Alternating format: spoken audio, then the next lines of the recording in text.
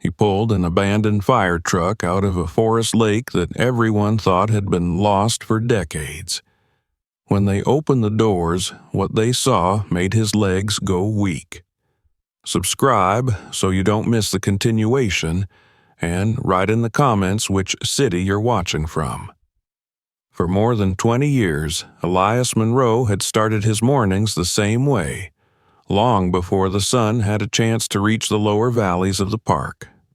He rose in the dim half-light of his cabin, the air inside always cool no matter the season, carrying the faint resinous scent of pine that crept in through old wooden frames.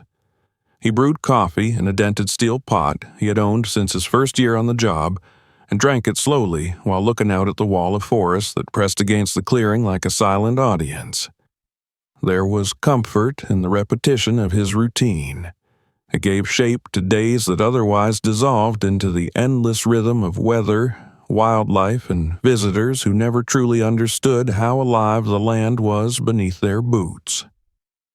Elias had spent more than 2 decades as a ranger in one of the most remote national parks in the northern part of the country, a place that did not appear on postcards and was rarely featured in travel magazines. The terrain was harsh, the winters long and brutal, and even in summer the mountains kept their secrets under layers of mist and shadow. The job was not glamorous, but Elias had never wanted glamour. He had come here as a young man fresh out of training, full of idealism and with a quiet determination to prove that he belonged in a profession where he often felt he had to work twice as hard to be seen as equal. Over the years, the park had become more than his workplace. It had become a living map of memories, every trail and ridge marked not just on charts, but inside him. That morning, he set out as he always did, taking his pickup along the narrow service road that curved like a ribbon between towering firs and granite outcroppings. He stopped to check a damaged sign near a trailhead where spring floods had undercut the post. He logged the coordinates in his notebook, noting the water level in the nearby creek and the condition of the bridge farther downstream. These were small tasks, but Elias knew that neglecting small things was how big problems began.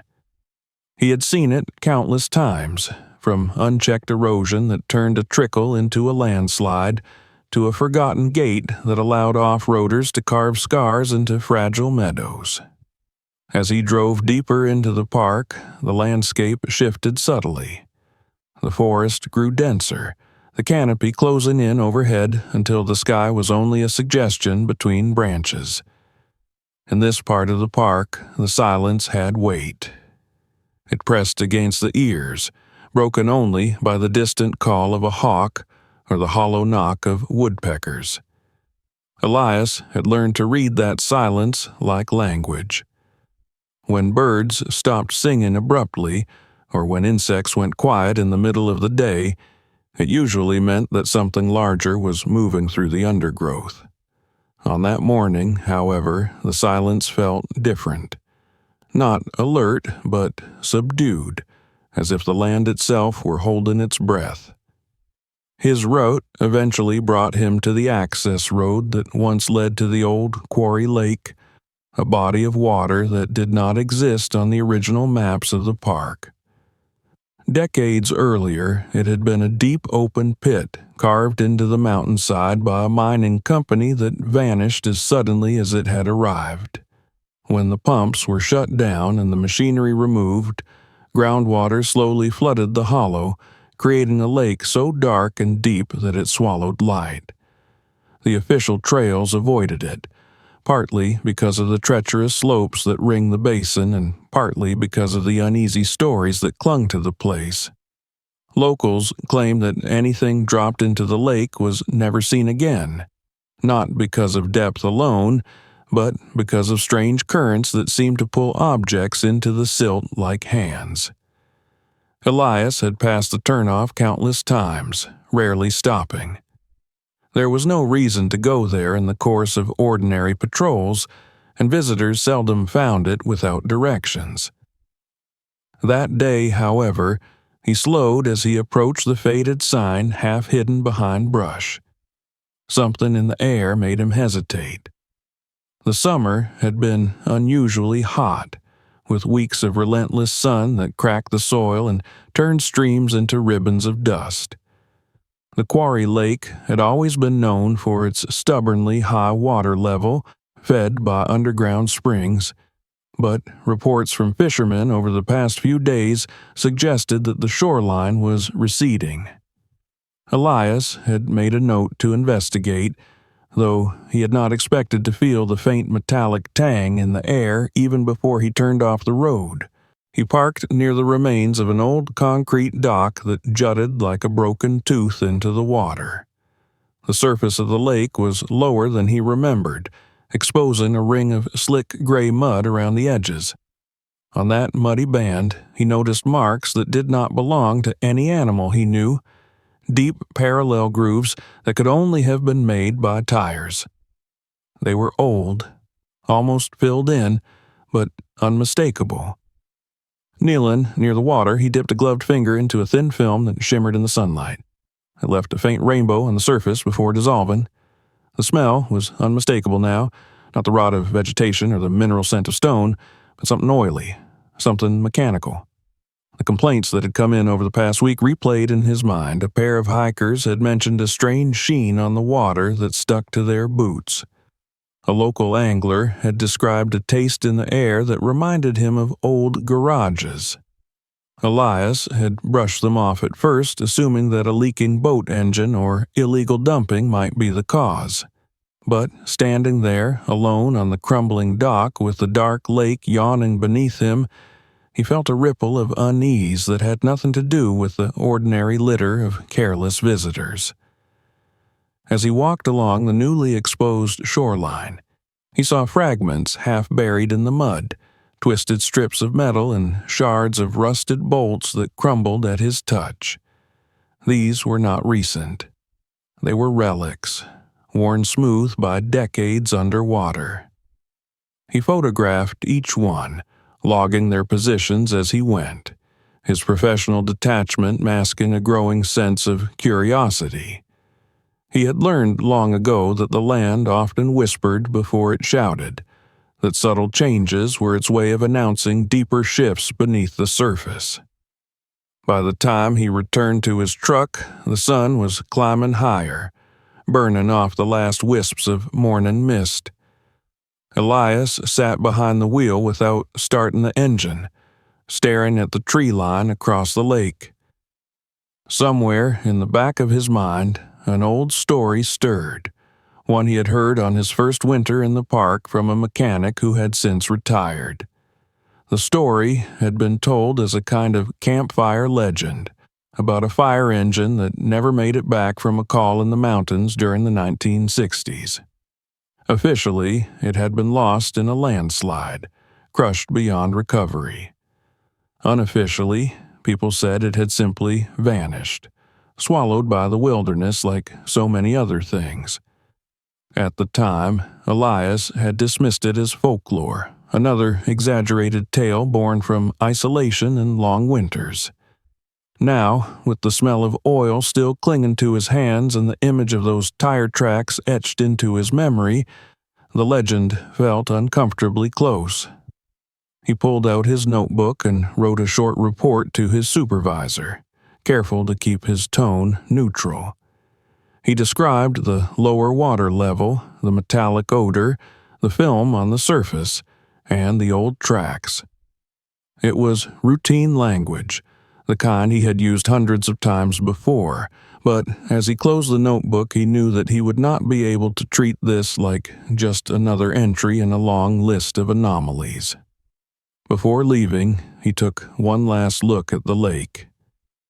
The dark water lay still, reflecting the sky in a way that made it seem bottomless, and he had the sudden, irrational feeling that something beneath that mirror was waiting.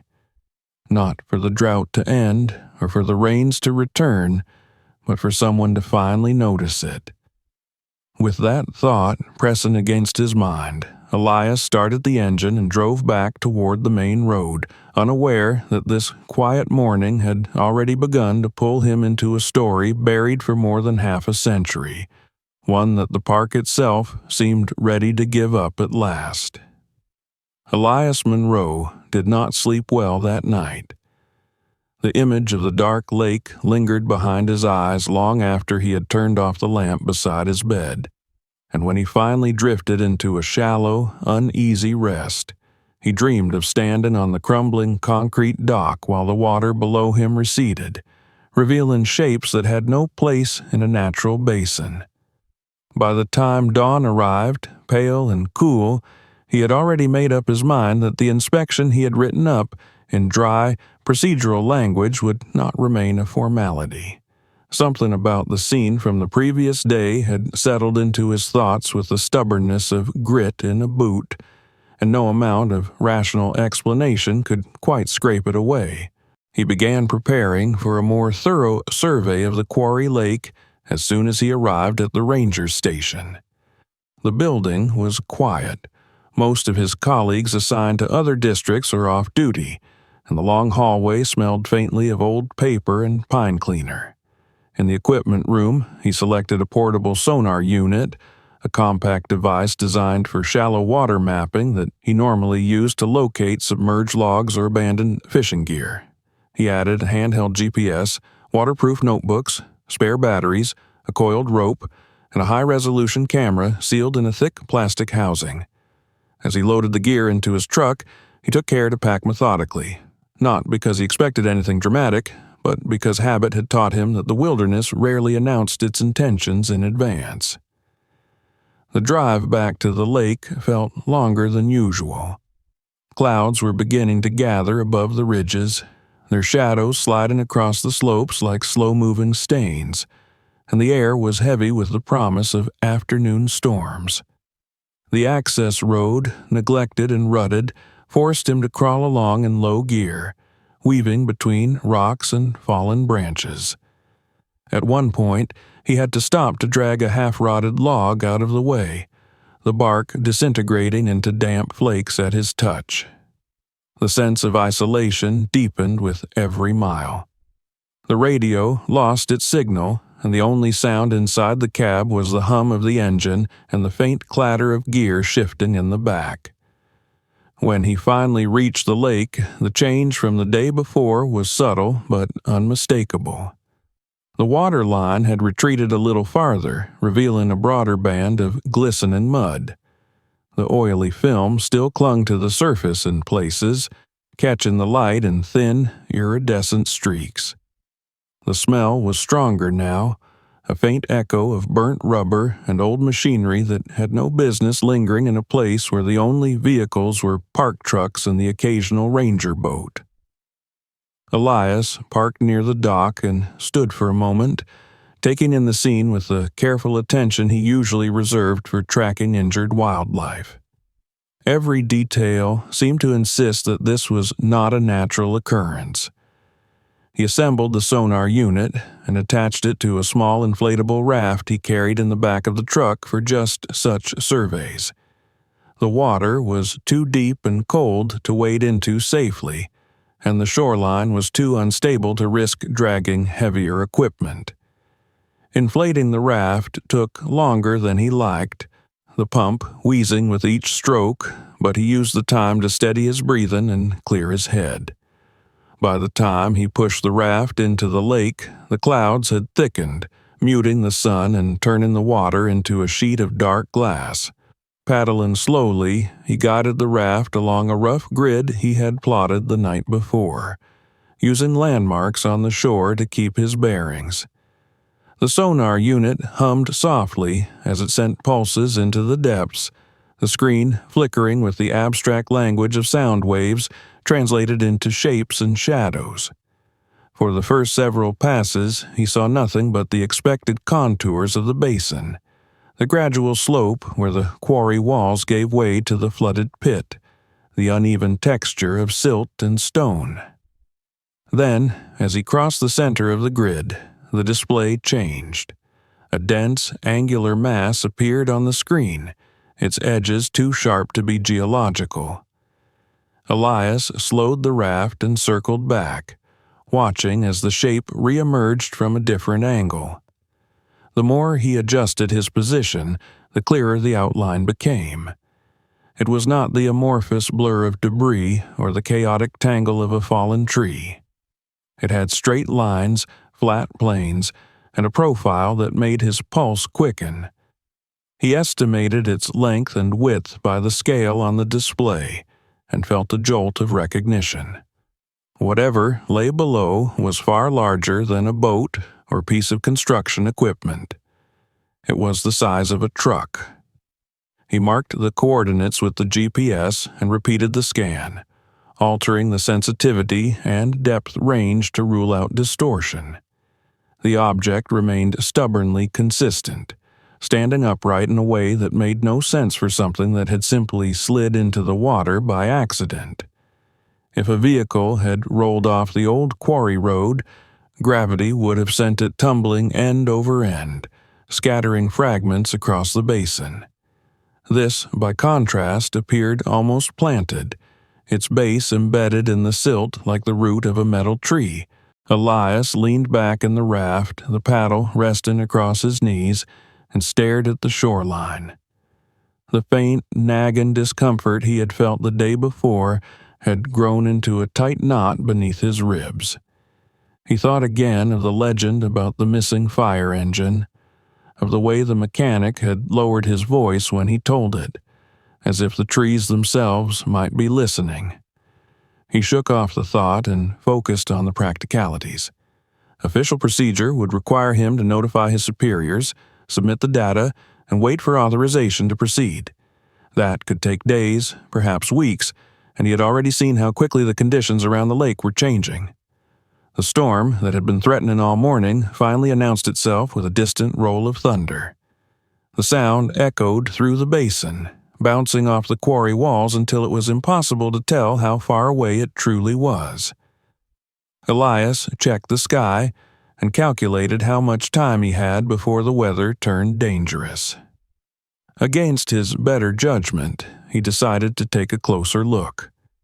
It was not a full dive, not the kind of exploration that would require a team and safety lines, but a cautious descent with a mask and camera, just enough to confirm what the sonar was telling him. He paddled the raft to the coordinates he had marked and secured it to a makeshift anchor, a heavy length of chain he carried for emergencies. The water was colder than he had expected, seeping through his gloves as he tested it with his hand. He fitted the mask over his face, adjusted the straps, and clipped the camera to his wrist. The surface of the lake was deceptively calm, betraying nothing of what waited below. He took a steadying breath and slid over the side. The chill was immediate and bracing, stealing the air from his lungs for a moment before he forced himself to relax. He kicked gently, careful not to disturb the silt more than necessary, and began to descend.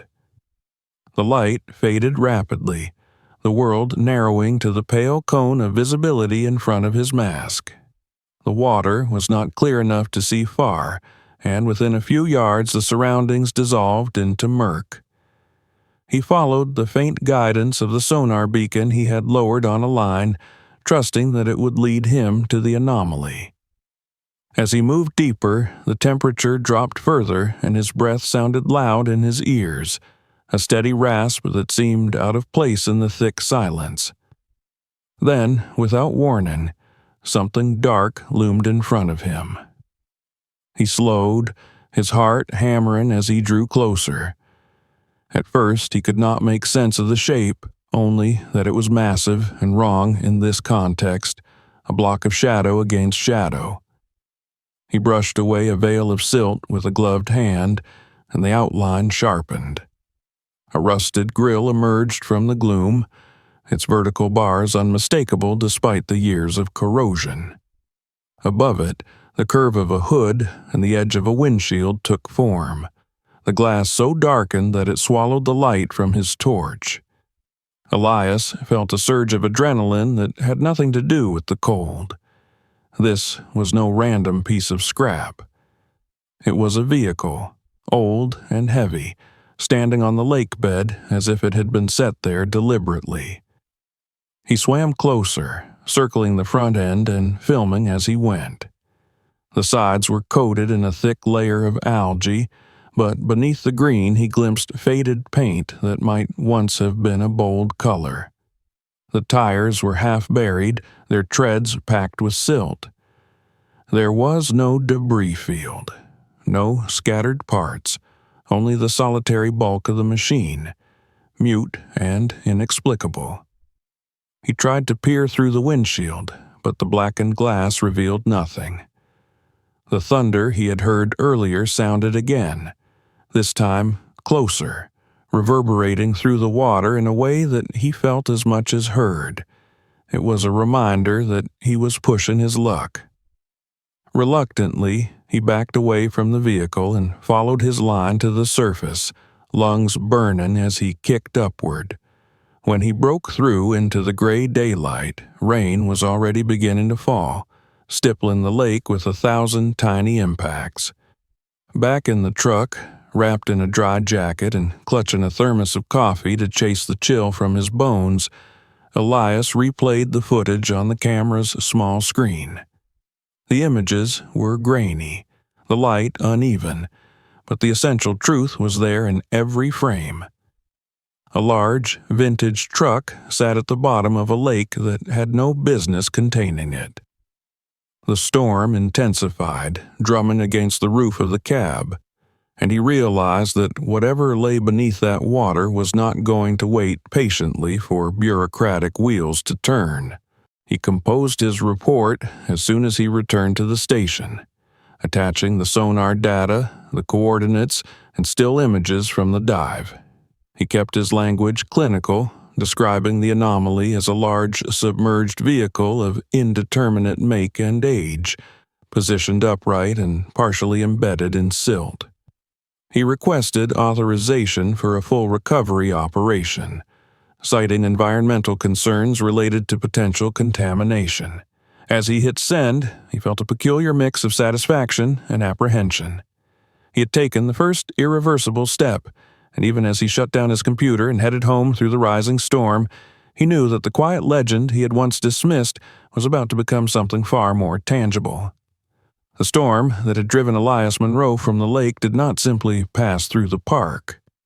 It settled in, draping the ridges in sheets of rain and low cloud for 2 full days, as if the mountains themselves were reluctant to let him return to the place where he had brushed against something long hidden. During that time, he remained in the ranger station, answering routine calls, filling out maintenance logs, and pretending that his mind was not constantly replaying the sonar image of that angular mass resting in the silt. He checked his email obsessively, waiting for a response to the report he had filed, and when it finally arrived late on the second afternoon, it carried with it a mix of relief and apprehension that made his hands tremble slightly as he opened it. Authorization had been granted for a recovery operation. The wording was cautious, framed as an environmental assessment and potential hazard removal, but Elias knew that the implication was far greater. The park administration had contacted the county sheriff, and arrangements were already underway to bring in a heavy lift crane and a salvage team equipped to handle large submerged objects. A date was set for the following morning, weather permitting. The brevity of the message, its refusal to speculate or elaborate, only sharpened the sense that something significant was about to be dragged into the open. By dawn, the storm had broken, leaving the air washed clean and cold. Mist clung to the treetops like unraveling bandages, and the mountains stood revealed in sharp relief against a pale blue sky. Elias drove back to the quarry lake in convoy with a pair of county vehicles. The narrow road suddenly crowded with motion after years of neglect. The farther they went, the more isolated the scene felt, the procession of modern trucks and flashing lights cut in an alien path through the quiet forest. They arrived to find that word had already spread. Despite the early hour, a handful of locals were gathered near the old dock, their vehicles parked haphazardly along the road. Some had come out of curiosity, others with a wary, defensive air that Elias recognized from past encounters when park regulations threatened long-standing habits. He stepped out of his truck and immediately felt the shift in atmosphere, the unspoken tension that had nothing to do with the lake and everything to do with what it might give up. The salvage crew worked with brisk efficiency, unloading equipment from flatbeds and assembling it on the narrow strip of stable ground that bordered the basin. The crane loomed above them, its long arm a stark line against the sky, while generators throbbed and cast a mechanical rhythm over the natural stillness. Elias briefed the team leader, a broad-shouldered man with a weathered face, who listened intently as Elias described the sonar readings and the position of the submerged vehicle. There was no need to embellish. The facts were strange enough on their own.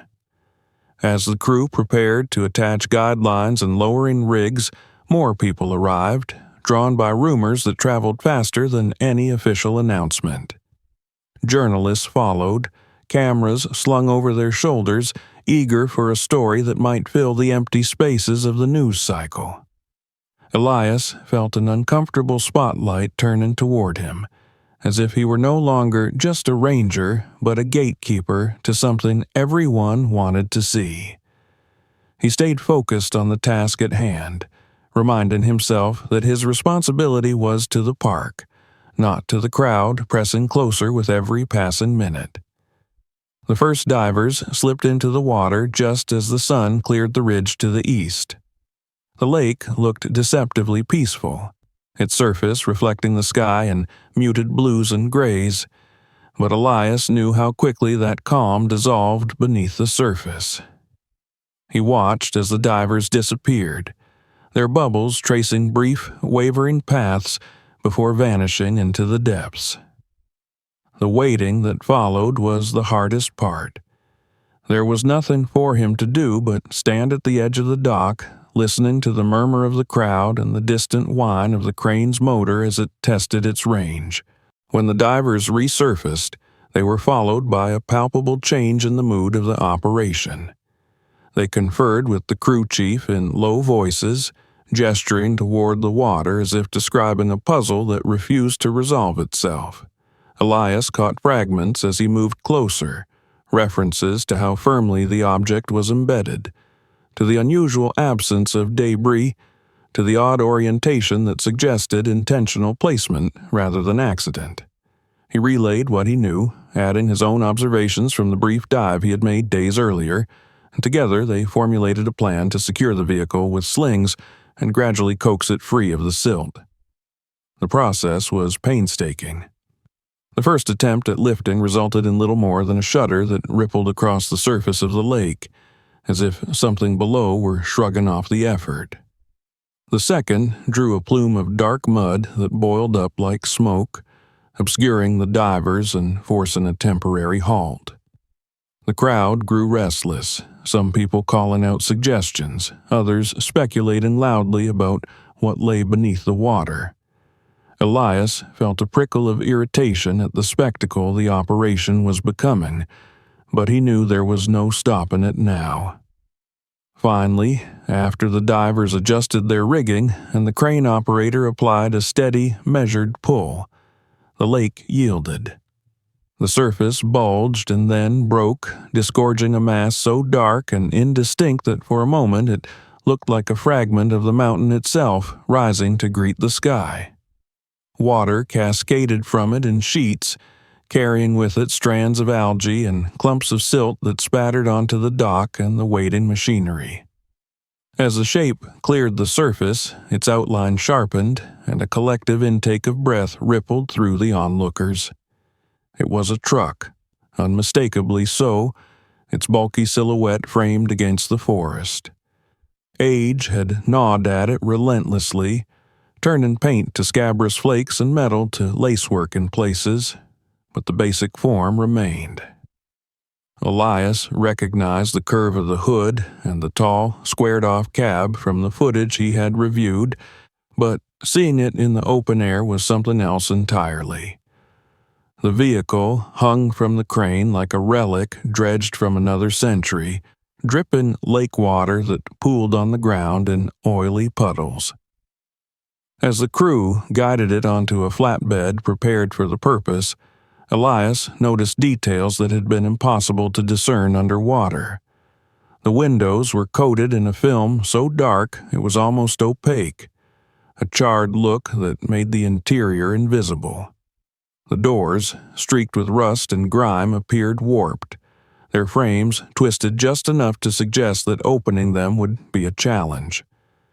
The front grille, half consumed by corrosion, still bore the ghost of a manufacturer's emblem, though the letters were long gone. The crowd pressed closer, drawn by the tangible proof that something extraordinary had been hidden beneath the lake for decades. Elias felt a flicker of unease as he took in their faces. Some were lit with excitement, others with apprehension, and a few with something harder to define, a guarded wariness that hinted at private calculations. He made a mental note of it even as he turned his attention back to the vehicle. This was no longer just a matter of environmental safety. Whatever secrets were locked inside that rusted shell had the power to disturb more than sediment. Before any attempt was made to force the doors, the sheriff insisted on a preliminary inspection. He and Elias circled the truck together, the sheriff's practiced eye taking in the anomalies that leapt out now that the machine was no longer cloaked in darkness. He tapped the side panel with a knuckle and frowned at the hollow sound it made, far more resonant than expected. Elias felt the echo of his own unease in that simple gesture. A vehicle of this size and era should have been dense with machinery, its weight and solidity unmistakable. Instead, it felt oddly insubstantial, like a stage prop masquerading as something real. As the crew prepared hydraulic tools to breach the stubborn driver's door, Elias stepped back, aware of the cameras angling for a clear shot. He thought of the report he had written, the cautious phrasing that now seemed almost laughably inadequate to capture the reality of what stood before him.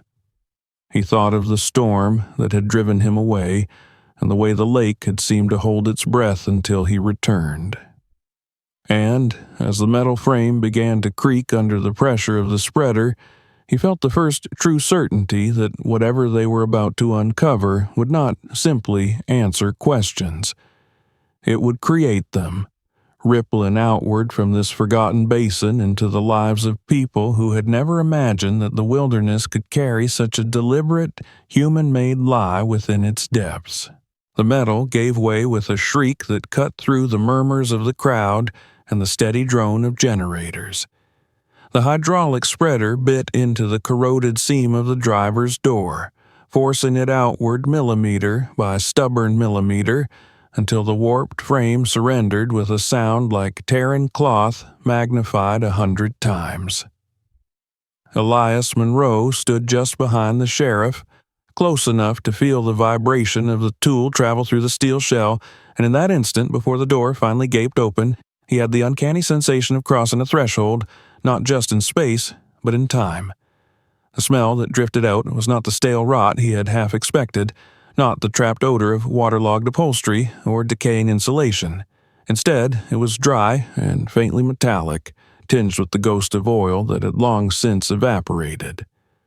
When the door was pried wide enough to peer inside, a beam of light speared into the cab and fell on emptiness. For a heartbeat, no one spoke. The interior, that should have been crowded with the bulky anatomy of a mid-century fire engine, was stripped to bare metal ribs. The steering column ended in a jagged stump. The dashboard was gone, leaving only a rectangular void where instruments once crowded together. There were no seats, no pedals, no trace of wiring or hoses, nothing but the echoing hollowness of a shell that had been carefully flayed.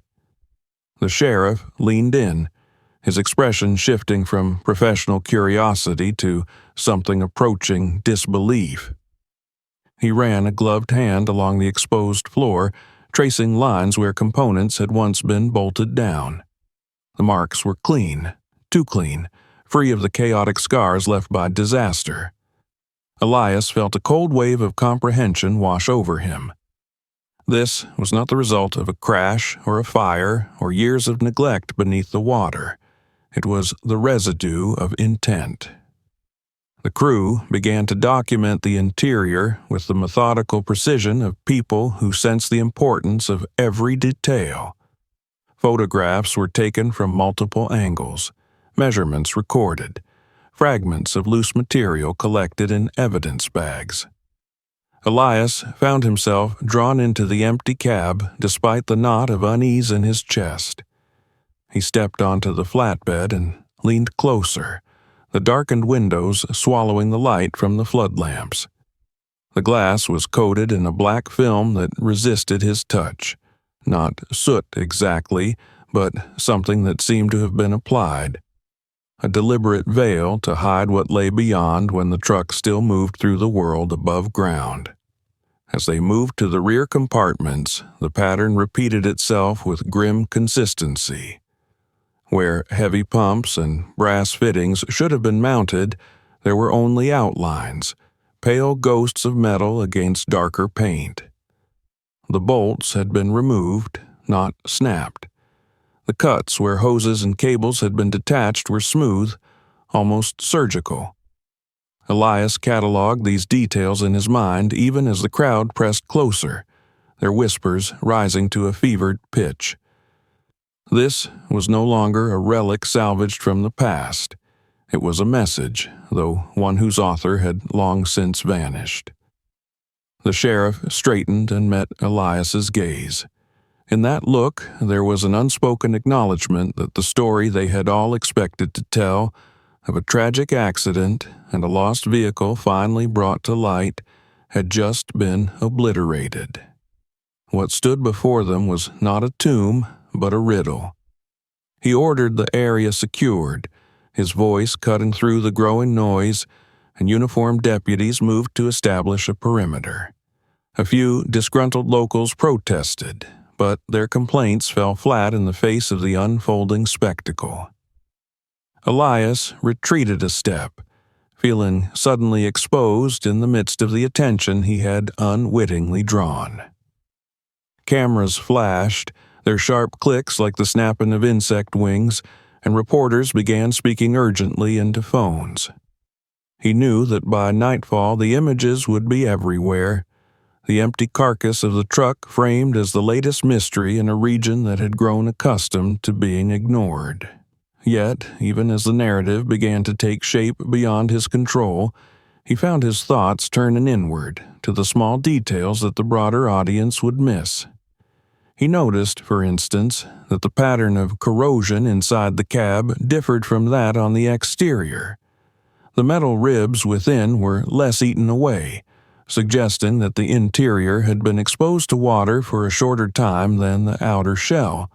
That alone contradicted any notion that the truck had simply been dumped intact decades ago.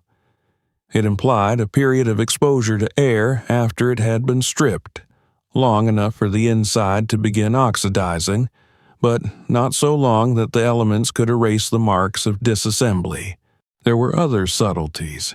A scrap of cloth snagged on a jagged edge where the dashboard had once been mounted, its fibers bleached but still distinct, perhaps a remnant of a work shirt or a cleaning rag.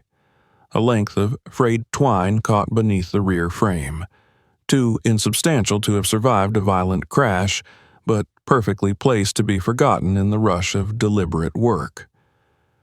Elias collected these small fragments with the care of someone handling something fragile and irreplaceable, even as part of him wondered whether they were clues or merely artifacts of a process he could only begin to imagine.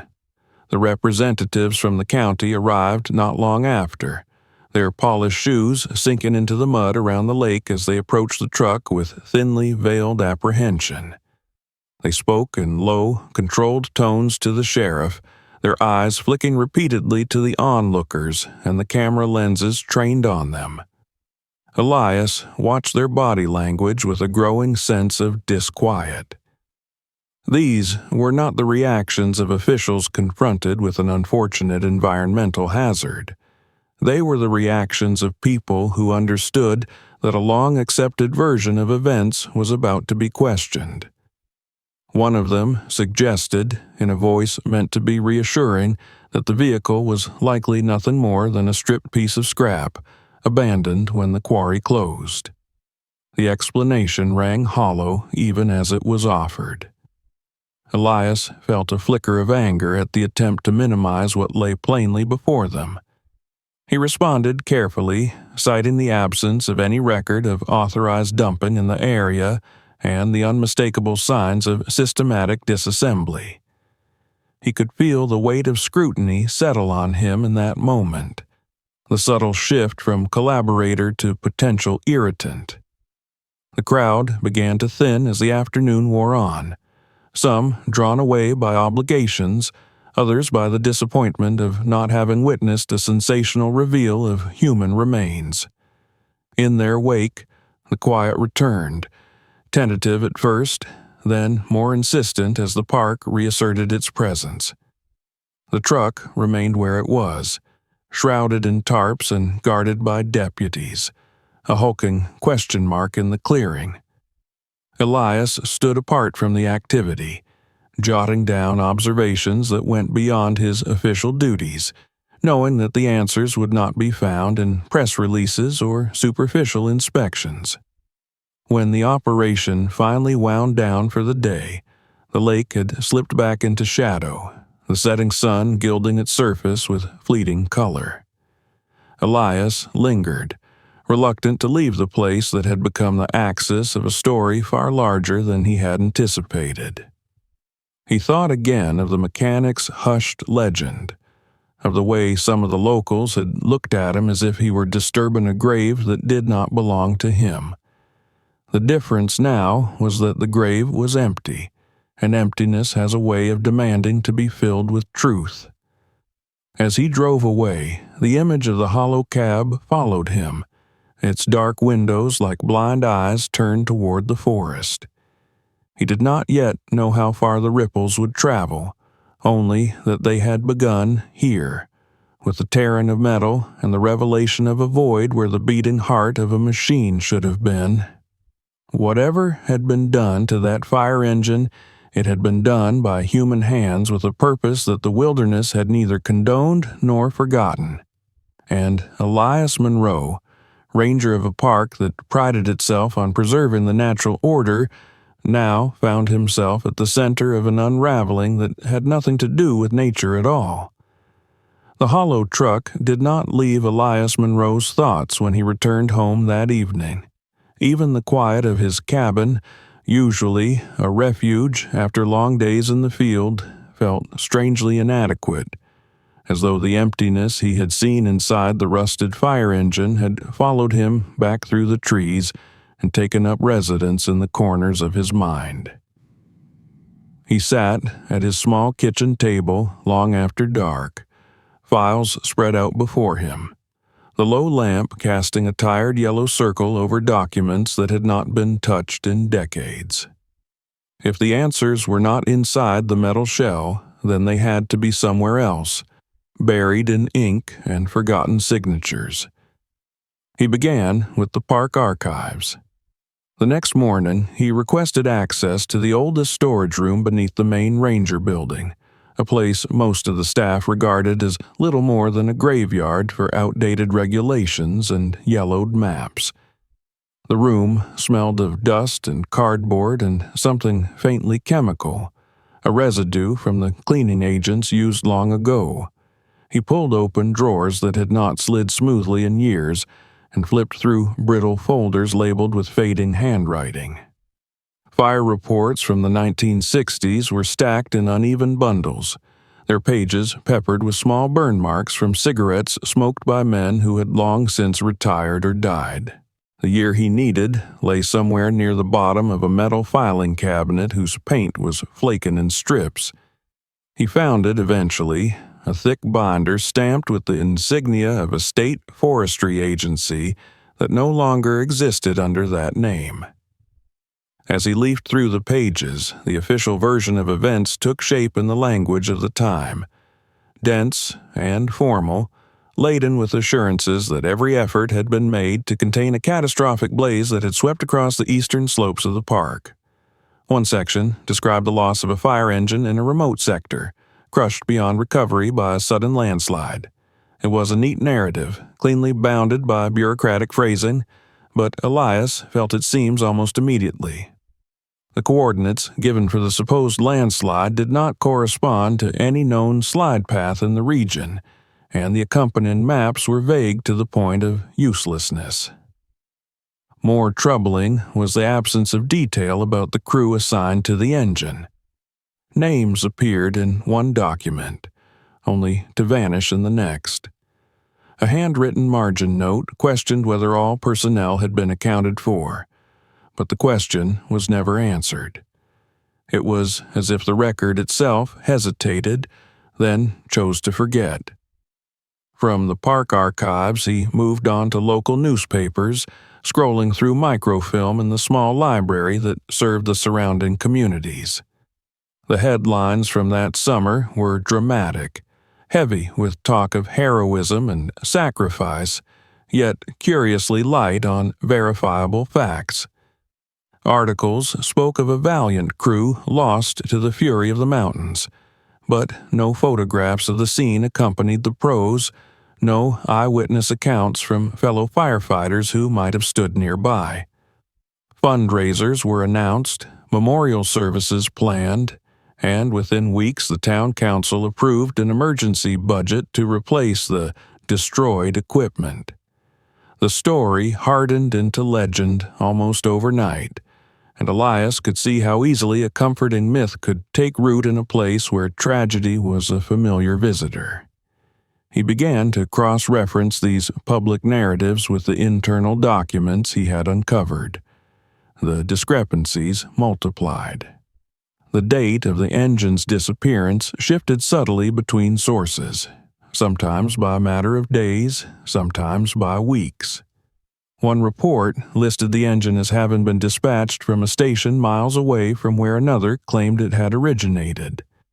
A particularly unsettling memo, buried deep in a folder labeled Miscellaneous Correspondence, mentioned the possibility of mechanical failure prior to the incident, a suggestion that was never again addressed. Money left its own paper trail, and Elias followed it next. He requested records of insurance claims and emergency appropriations from the county office, presenting his inquiry as part of an ongoing investigation into environmental contamination. The clerks, more accustomed to dealing with zoning permits and property tax disputes, seemed bemused by his interest in half-century-old transactions, but they complied. Over the course of several hours, he pored over ledger sheets that told a story in columns of numbers. There it was, a sizable payout authorized in the aftermath of the fire, designated for the replacement of Engine 9, a vehicle now widely believed to have met its end in a landslide that might never have existed. What struck him was not the amount itself, though it was substantial for the era, but the speed with which it had been approved. There were no lengthy appeals, no contested valuations, only a smooth, efficient flow of funds from insurer to municipality.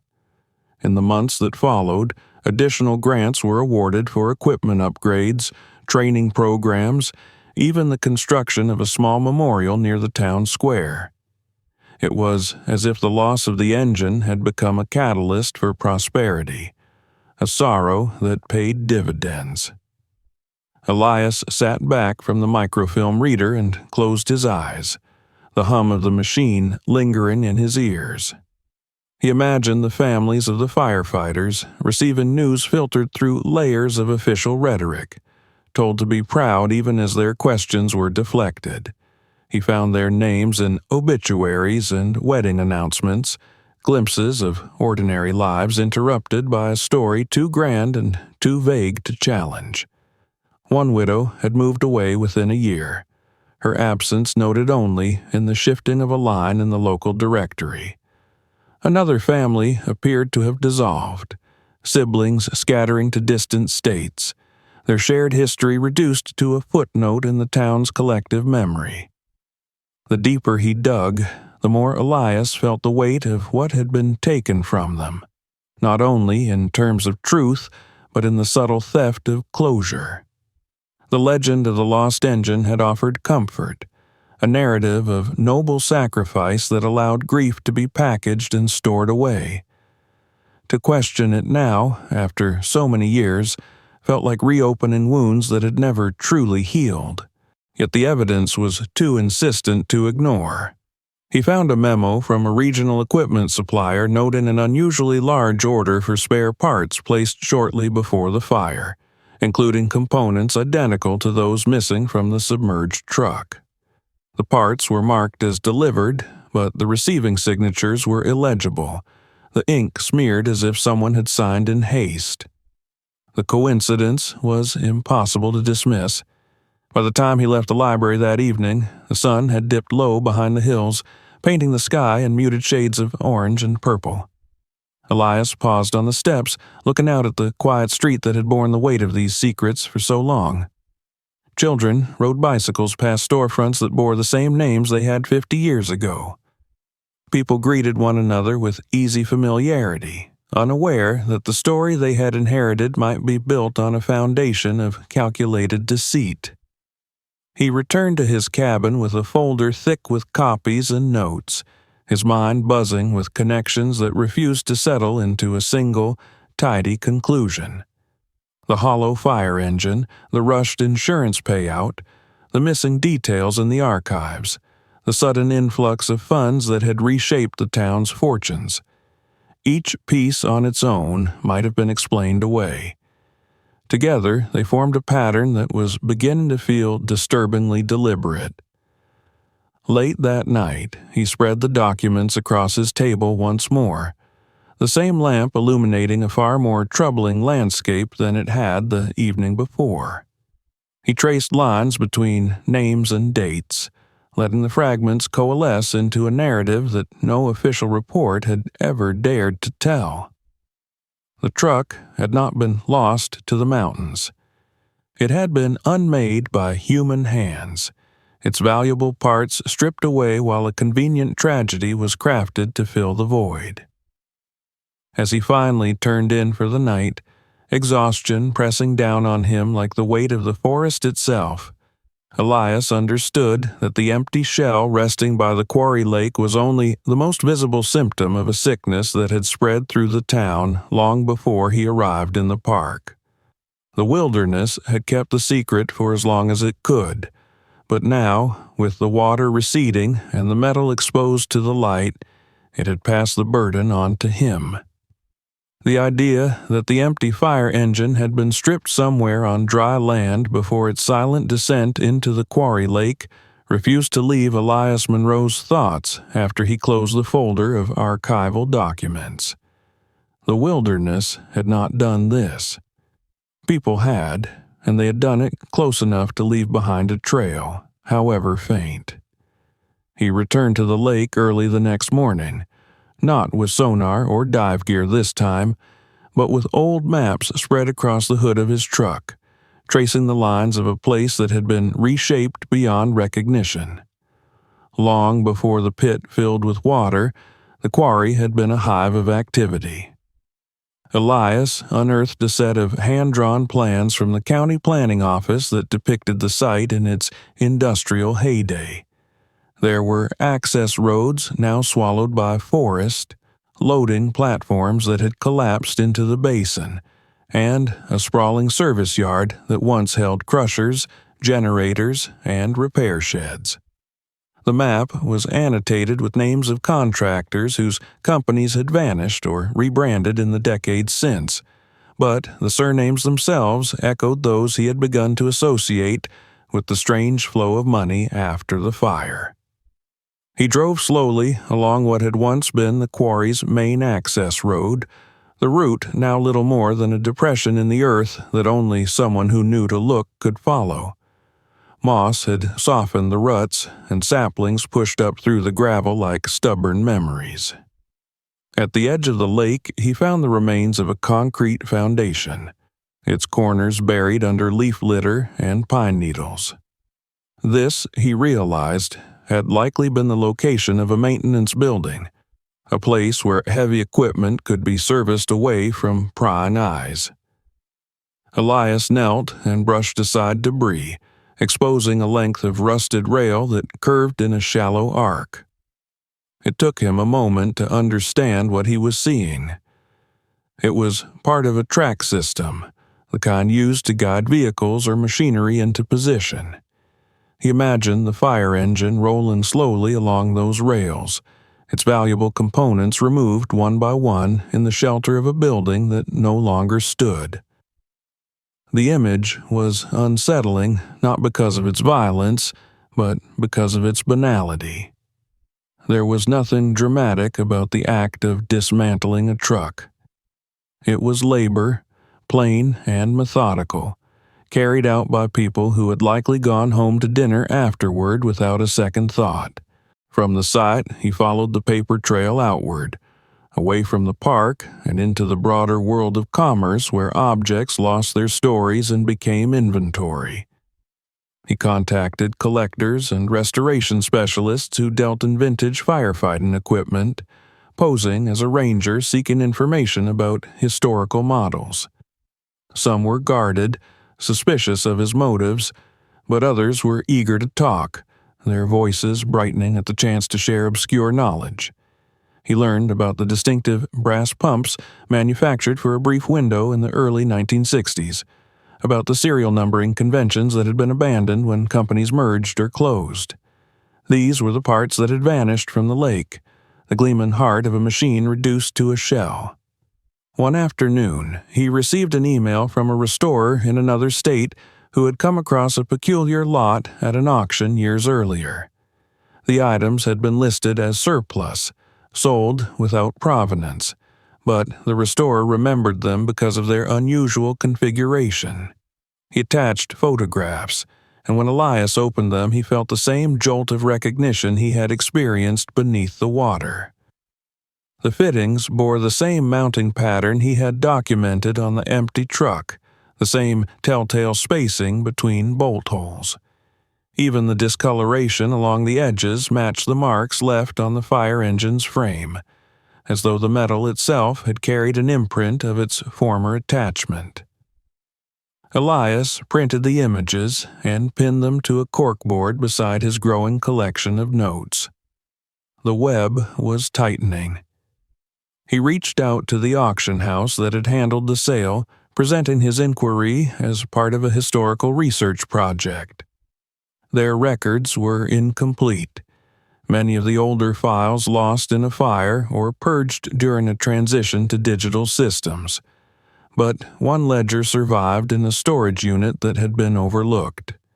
It listed the consignor of the lot as a defunct contracting firm whose name had appeared on the quarry maps he had studied. The coincidence was too precise to dismiss.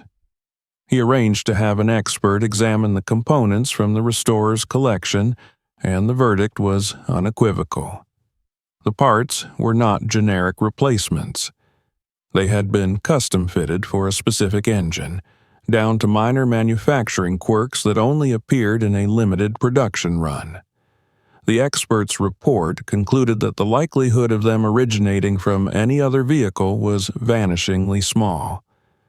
As Elias assembled this evidence, a subtle shift began to take place around him. It was not dramatic, not the overt threats or confrontations that populated television dramas, but something quieter and more insidious. He found the tires on his truck inexplicably low one morning, the valve caps missing. Another day, he discovered that a file he had left on his desk had been moved, the papers rearranged in a way that suggested curious hands had leafed through them. When he mentioned the incidents to a colleague, he was met with a strained smile and a suggestion that he was letting the case get to him. The reaction of the town grew more complicated as rumors filtered back from the county offices and the press. Some residents approached him with cautious gratitude, sharing half-remembered stories about equipment sales that had never made sense, or about council meetings that had ended abruptly when questions were raised. Others avoided him entirely, crossing the street when they saw him coming or breaking off conversations mid-sentence. A few were less subtle, muttering about stirring up trouble or destroying a legacy that had sustained the community through lean years. Elias took these reactions as a measure of how close he was getting. He continued to document everything, backing up files and making copies of reports that he stored in different locations. He knew enough about the fragility of truth in the face of institutional inertia to guard against complacency. The wilderness had held its silence for decades, but now that it had begun to speak, there were forces that would prefer it to fall quiet once more. One evening, as he was reviewing the expert's analysis at his cabin, he noticed a vehicle idling at the edge of his property. Its headlights remained off, the shape barely discernible among the trees. It stayed there for several minutes before turning around and disappearing back down the dirt road. Elias sat very still, the glow of his desk lamp casting long shadows across the walls. The message was not overt, but it did not need to be. Someone wanted him to know that he was being watched. He did not waver. If anything, the sense of pressure sharpened his resolve. The pieces of the puzzle were coming together too cleanly now to allow doubt. The quarry, the stripped engine, the vanished brass pumps, the convenient tragedy that had paved the way for an influx of money. It was all part of a single narrative that had been written in the margins of official history and then forgotten by those who stood to benefit most. When he finally closed his laptop and looked out the window at the dark sweep of forest, Elias felt a curious calm settle over him. He had spent his career preserving a landscape shaped by forces far older than any human scheme. Now he was confronted with a different kind of erosion, one that gnawed at trust and memory rather than stone. The wilderness had given him its clue in the form of a hollow machine, and he had followed it as far as it would go. What remained was to bring that story into the light, regardless of who might prefer it to remain buried. By the time Elias Monroe stood before the assembled investigators, attorneys, and county officials, the story he had been piecing together for weeks had taken on a coherence that was at once satisfying and deeply unsettling. The fragments he had chased through forgotten archives, rusted foundations, auction ledgers, and whispered local anecdotes had aligned into a pattern too deliberate to be the product of chance. He felt the weight of that pattern as he laid out the chronology in a conference room that smelled faintly of floor polish and old coffee. The windows shuttered against the press that waited outside. He began at the quarry, at the maintenance building that no longer existed except as a scar in the earth. There, he explained, the fire engine had been taken after the blaze that officially marked its disappearance. Not to be mourned, not to be buried by a landslide, but to be dismantled piece by valuable piece. The distinctive brass pumps that collectors coveted, the motor that could be sold as surplus, even the wiring and fixtures that would fetch a modest price. It was not a frantic stripping carried out in the panic of disaster. It was a systematic operation, planned and executed by people who knew exactly what they were doing and how to conceal it. As he spoke, Elias watched faces around the table change.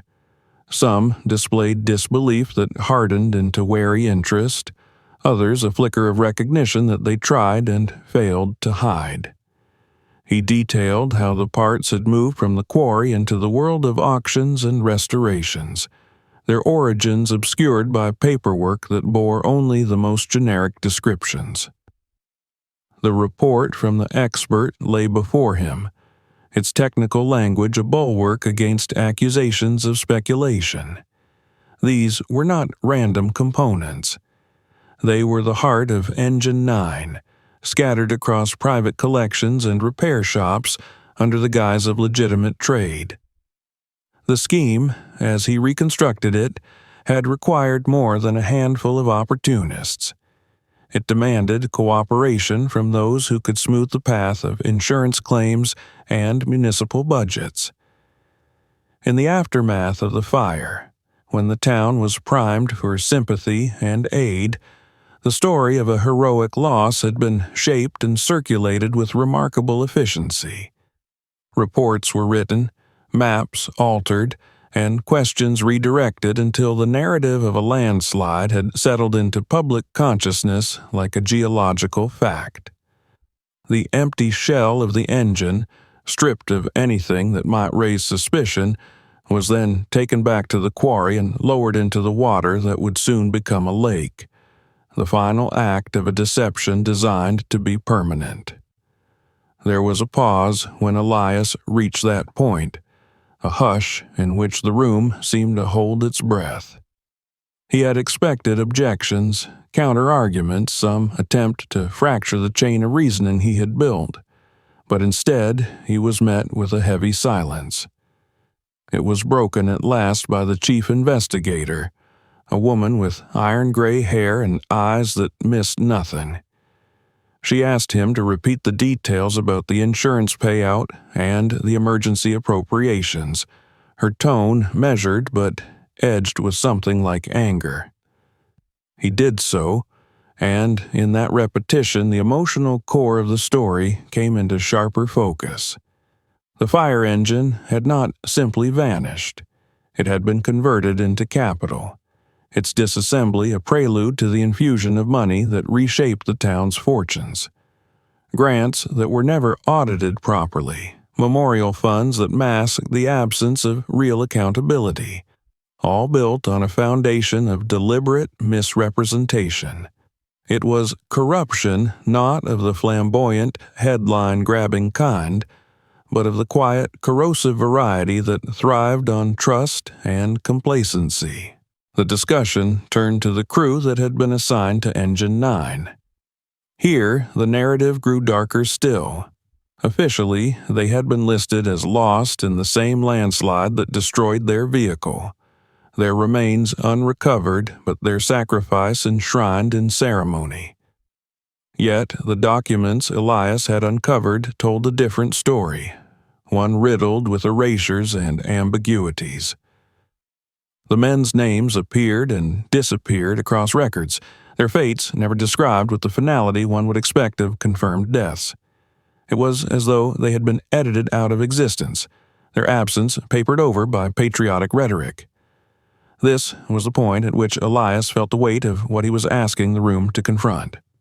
If the engine had never been lost to a landslide, if it had been dismantled in cold deliberation, then what had become of the people who were supposed to have been inside it? He did not accuse anyone of murder. He did not need to.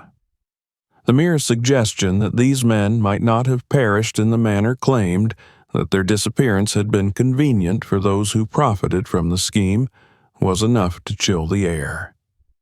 Outside, the press had begun to piece together fragments of the story, their speculation audible even through the closed doors.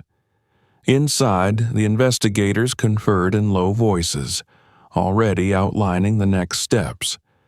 Subpoenas would be issued, bank records scrutinized, interviews conducted with anyone still alive who had been involved in the aftermath of the fire.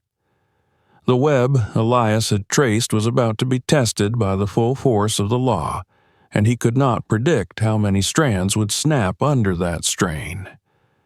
When the meeting finally adjourned, he stepped into the corridor feeling both lighter and more exposed than he had in weeks. He had done what he set out to do, carrying the truth as far as he could on his own. Now it belonged to others, to institutions whose response would determine whether the story ended in justice or simply another layer of official forgetfulness. A reporter called out his name, her voice sharp with urgency, but he kept walking, unwilling to be drawn into the simplified narratives that were already taking shape. As he drove back toward the park, the familiar contours of the mountains offered a strange comfort. Whatever the outcome of the investigation, whatever backlash he might face from those who felt threatened by it, he had crossed a line that could not be uncrossed. The hollow fire engine by the quarry lake was no longer a curiosity. It was evidence, a mute witness to a scheme that had thrived in darkness for more than half a century. He did not know whether the truth would restore anything that had been lost. He only knew that the land itself seemed to breathe easier, now that its burden was being shared. The water would continue to recede and rise with the seasons, indifferent to human affairs, but the lie that had settled into its depths had been dragged into the light at last. The first snow of the season fell on the day the families of the long-lost firefighters gathered in the small courthouse at the edge of town. It came down softly, as if the sky were reluctant to intrude on what was about to happen inside, settling on roofs and branches in a pale hush that seemed to mute the world beyond the tall windows. Elias Monroe arrived early, standing in the hallway with his coat unbuttoned, watching as people filtered in, their faces drawn with anticipation and a kind of weary hope that had been tempered by decades of unanswered questions. They had been invited under the neutral banner of an informational briefing, but everyone in the room understood that it was more than that. It was the first time since the summer of the Great Fire that officials had asked them to come together not to mourn, not to commemorate, but to listen. Elias recognized several names from the yellowed obituaries and brittle clippings he had pored over in the library. Now, those names were attached to aging men and women who carried the weight of those years in the lines around their eyes and the careful way they moved, as if afraid to disturb whatever fragile equilibrium they had managed to build around their grief. The chief investigator spoke first, her voice steady and deliberate as she outlined the findings that had emerged from months of scrutiny. There was no melodrama in her delivery, no rhetorical flourish. She spoke of altered reports, of insurance payouts that should have raised alarms, of equipment traced across state lines to private collections and workshops. Then she addressed the heart of the matter, the thing that had been avoided in public discourse for more than half a century. The fire engine had not been lost in a landslide. It had been dismantled deliberately, its most valuable components sold under the table, its empty shell hidden in a quarry pit that would soon fill with water and bury the evidence. The room was silent as the words settled. Some people stared at the table in front of them as if trying to anchor themselves to something solid. Others closed their eyes. A woman in the front row gripped her purse so tightly that her knuckles went white, the leather creaking softly in protest. Elias felt his throat tighten, a reaction that surprised him even after all he had learned. These were not just facts he had assembled. They were lives that had been bent and twisted around a lie. When the investigator turned to the question of the missing firefighters, her tone shifted almost imperceptibly. Official records, she explained, had never conclusively documented their deaths. There were inconsistencies that could not be reconciled with the narrative the town had accepted. It was possible, though not yet proven, that some of the men assigned to Engine 9 had survived the fire itself, only to disappear into a fog of altered paperwork and convenient assumptions. The investigation was ongoing, and any conclusions would have to wait for further evidence, but the implication was clear. The story that had been told about these men was at best incomplete and, at worst, a deliberate fabrication. For a long moment after she finished, no one spoke. The silence felt heavier than any outburst might have been, pressing down on the room with the force of all the years that had passed since that summer. Then someone began to cry, quietly at first, a sound that spread like a fissure through stone until it was impossible to tell where one person's grief ended and another's began. Elias stood apart, his hands clasped behind his back, unsure whether he had any right to be there at all. He had carried the truth this far, but now it belonged to those who had paid the price for its absence. Outside, the snow continued to fall, blurring the edges of the town in a way that seemed almost merciful. The old memorial in the square, a simple slab of granite etched with names and dates, was already gathering a white mantle that softened its sharp lines. In the weeks that followed, that monument would become the focus of fierce debate. Some argued that it should be torn down, that it was nothing but a monument to a lie. Others insisted that it remain, but with a new plaque that told the fuller story, the story that had been hidden for so long. The decision, when it finally came, reflected the uneasy compromise that marked so many of the town's choices. The original stone would stay, its weathered face a testament to the passage of time, but beside it a new installation would rise, one that no one could mistake for a comforting fiction.